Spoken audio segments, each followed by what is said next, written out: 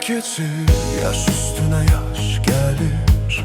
Güzgüdə bir yadız mənə baxır. Dünən uşaq idim, bugün zaman axır. Vaxt səssizcə məni qabaqlayır. Xəyallarım var, hələ yarımçıq. Qəlbim gəncdir, bədən yorğun artıq. Saatlar qaçır, mən dayanıram. Bu sual içimdə hara tələsirəm.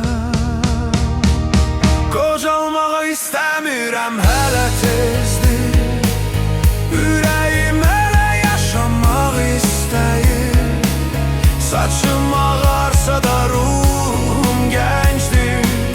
Zaman məni yox, mən zamanı seçirəm. Qocalmağa istəmirəm, inan mənə. Hələ yolum var bu həyat işində. Bir gün yox olsam da illərin içində. Bugün yaşamaq istəyirəm yenə. Dostlar seyrəlir, küçələr susur.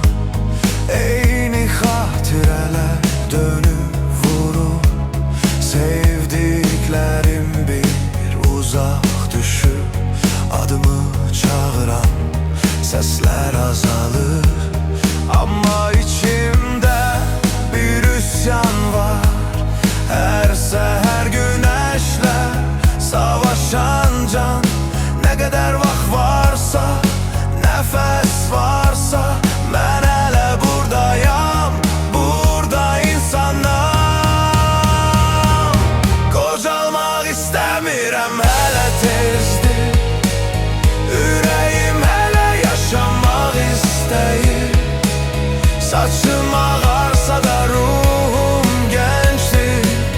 Zaman məni yox, mən zamanı seçirəm. Vaxt məni sınağa çəkir hər gün. Mən qalib gəlirəm, düşmürəm dizimdən.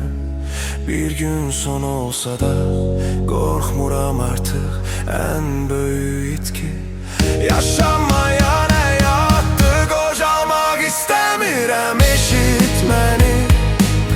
Bu həyat mənindir, almaz məni. Nə qədər döyünürsə bu ürək, mən gəncəm. Sən deyən nə olur olsun ey zaman.